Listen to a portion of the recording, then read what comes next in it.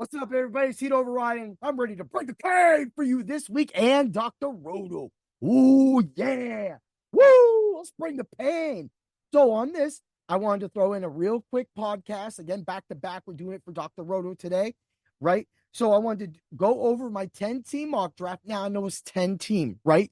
So, the league can be a little crunched. There's going to be better players on better teams. It really comes down, but you got to be smart. Again, you can't just always think that people are going to be in 12, 14, and 16 team leagues. Some people have 10-man leagues. I have a 10-man league where we actually brought up, or two of the sons got old enough to play fantasy football, and we just added them as 9 and 10. So you have to be sharp, again, going back to these leagues. So when I do a draft article, I literally know that there's every other expert out there on every other site, and even our own, that are doing all these drafts. But for me, what I always like to be different. I like to differentiate, and I like to make sure that I'm a chameleon. Yeah. When you do the draft with the Macho Man and the Macho Raw, yeah, the Heat Override, you're going to be in for a hell of a read. Yeah. Yeah. So let's get it up. So, track, when I talk about being a chameleon, I'm talking about being different, hiding, breaking your drafts. When I say breaking your drafts, people think I'm literally talking out of my mind. I am not. I will break any single fantasy football draft. And I do it because when I start making teams and I start watching how players are picking and I'm watching their teams, especially you put a board in front of me, it's almost impossible to beat me in a draft. Yeah, your team might beat me, but I'm telling you, I'm always going to rank in the top when it comes to the end of the draft. That's just the way I am. I'm going to talk what I'm going to talk because I got the stats to back it up, right? But at the same time, you have to draft the story. Not every time do you have to draft the best player. Not every time do you have to go low ceiling, high ceiling, risky ceiling, taking some risks. Yeah. But at the same time, you have to also remember sometimes your draft can make a story. And that's what's special about this draft. And that wasn't the way I was going into this draft because, like a chameleon, I had to blend to the way that the draft was moving. So that is what I did. So you have to be smart. You have to, again, look at who's being drafted and which positions are being drafted. If there's a run, you easily go another direction. Why? Why would you want to not? Because when all those people are done doing those runs, say a quarterback run or a tight end run, they're going to need other positions, and you've already been picking those players. Again, this draft is going to show a big reason of why that's going to happen. So I picked from the 5th spot in this. So practically, even though it was a snake draft, I still came around and had that extra pick a little earlier, and then I had to wait a little later on that comeback. So on the snake. So here goes the team. My first pick overall was Tyreek Hill. Again, I was at 5. And by the time it got to me, I said I needed a star, a stud, somebody who could score. And last year, Tyreek Hill finally showed that he could score. But again, back-to-back years where he's over 115 receptions. I think he had 119 each season the past 2 seasons and over 1,700 yards. Man, that is great. And I think he had 7 touchdowns 2 years ago, and I think he had 13. I know that I'm thinking because I'm running off the top of my head. I don't have anything in front of me except maybe my show itinerary. Yeah. Ha ha. So I came back around. So of course I'm a running back dude. I like to take the running backs and go with like B type receivers. And because I know I can get points out of those, and I'd rather have that player that's getting more touches. Again, when someone's getting around 12, 13 targets a game, like Tyreek Hill gets, that's really hard to replace. But I'm not talking about getting a receiver that's 9 or 8. At that point, all receivers are practically the same if that's how many targets you're going to get.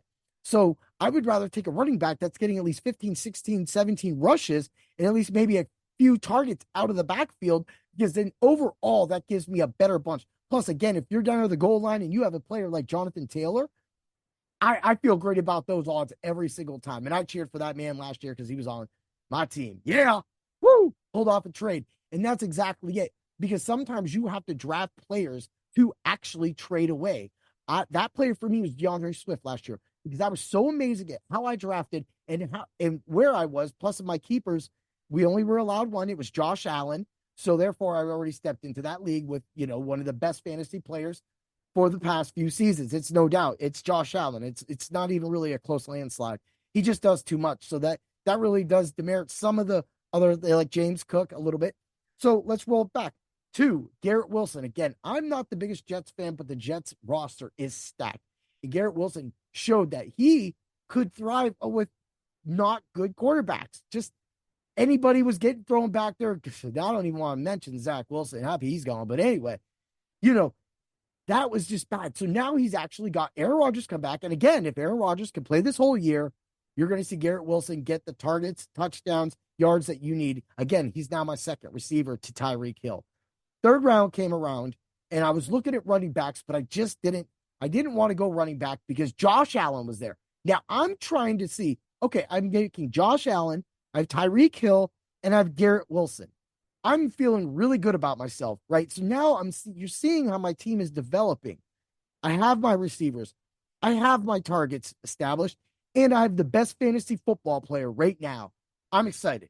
I'm literally excited. So when it came back around, Cooper Kupp was still there. Cooper Kupp. So guess what? I picked Cooper Kupp. Now I want to backtrack a little bit. Now the Garrett Wilson, I was looking at Breece Hall, but Breece Hall was picked before I got to my pick. So forward back to Cooper Kupp. Also, Puka Nacua was picked before Cooper Kupp. I get that everybody's out on my boy Coop, right? But at the same time, when those targets are there, and Stafford still peppering him and peppering Nacua with targets, Cooper Kupp is still a threat. And the fact that he is my third receiver when he was only a first-round pick last year, even when he was coming off of an injury, and then the previous year, coming off his monster year and a Super Bowl win, the Rams are all in right now. And this is practically Stafford's swan song. This could be his last season. So he's going to want to pad his stats, and there's no better way to pad your stats than to get Cooper Kupp the ball. So now I got Josh Allen, Garrett Wilson, Tyreek Hill, and Cooper Kupp. I'm set. Tell me you ain't doing it. Again, 10-team leagues allows the players open.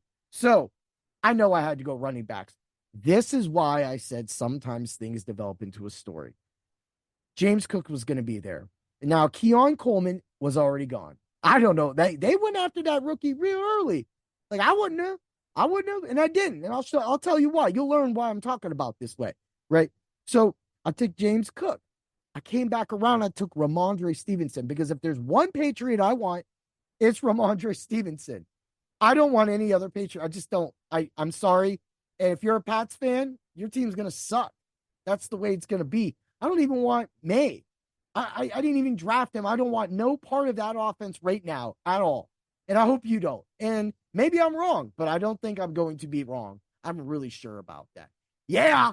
So now I got James Cook and Ramondre Stevenson. I have literally an amazing starting lineup, and I have practically Buffalo Bills offense, and I'm looking good. And of course, Khalil Shakir was already taken. He was taken like in the second round. So, but forward out, I'm sitting there and Austin Eckler's right there. Literally another first round pick. I pick Austin Eckler. Why not? Why not? Why wouldn't I? 3 running backs in a row. Yes. And I'd make the fourth one. Nick Chubb. People are scared of Nick Chubb. And this is what I'm going to tell you. Go ahead. Be scared. Every single one of you experts that doesn't think Nick Chubb is going to come back and smash is literally not an expert. Because Nick Chubb, getting him this late in a draft, gave me 3 amazing receivers, 4 amazing running backs that all can game break. My team is deep. I have a flex. I can do anything. I can play the matchups. I have completely a beautiful team. So immediately after that, what I like to do when I say break drafts, grab trade equity, Justin Herbert was my next pick. Maybe I reached or maybe I didn't, but I will tell you this. Out of all the years that I've ever had, I had a really bad year a long time ago, back in like 95, 96, when I had all of my 3 drafted starting quarterbacks go out for the year with injuries. And we only had 3 pickups. I was at ends, people. I was at ends. I didn't know what to do. And this was like, I made a vow to make sure that I always have a valuable backup. When I won the league championship a few years ago, after winning it last year and then losing it, winning it 2 years ago again, and then losing it last year, taking 3rd place, which is no knock. I've been winning it. Somebody else needs a piece of the peyote. Eventually, I can't be that. But Hey, when you look at 2 first-place finishes, a third-place finish, and a fourth-place finish, all cashing extra cash in the league in 4 years in a row, and know that Josh Allen was my quarterback, and I was picking at the back of the draft the entire time, only gives me you more merit to understand and listen to some of the words that I'm saying, because I'm speaking out of my wits that when I say you break a draft, you break a draft. I got that. And it worked out good for me last year when I had Dak Prescott and I had Justin Herbert, and Justin Herbert went down. And I was really on Dak at the time because he was really killing it. I had to finish out with Dak, but I had CeeDee Lamb on that team too. See? So that's what happens. You kind of make a story. So I made that story by selecting Dalton Kincaid as my starting tight end with the next pick, the 10th round.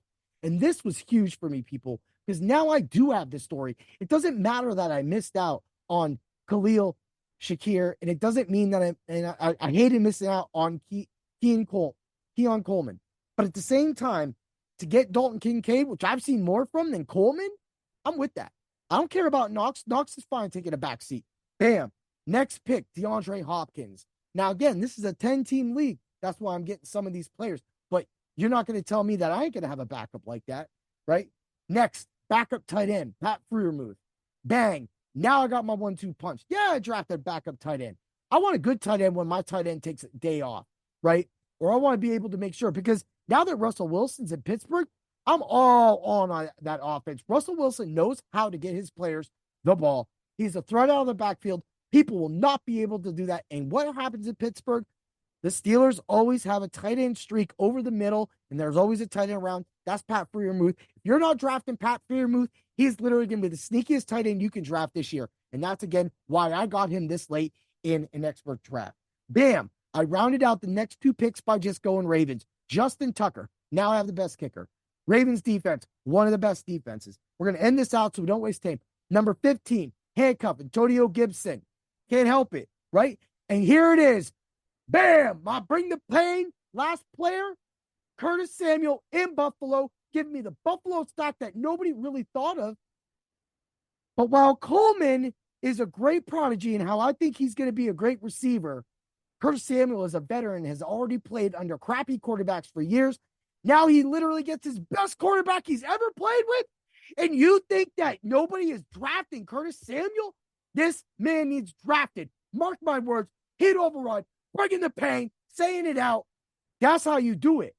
That team's amazing. This team, I would love to see this team play in a league, because I'm telling you right now, it's going to be hard to beat them.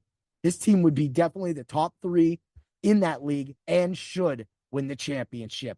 Yeah, get over to Dr. Roto, code Doc, get you 10% off your subs so you can get into my subs-only Discord. You can talk to Doc, you can talk to Danger, you can talk to every single one of us.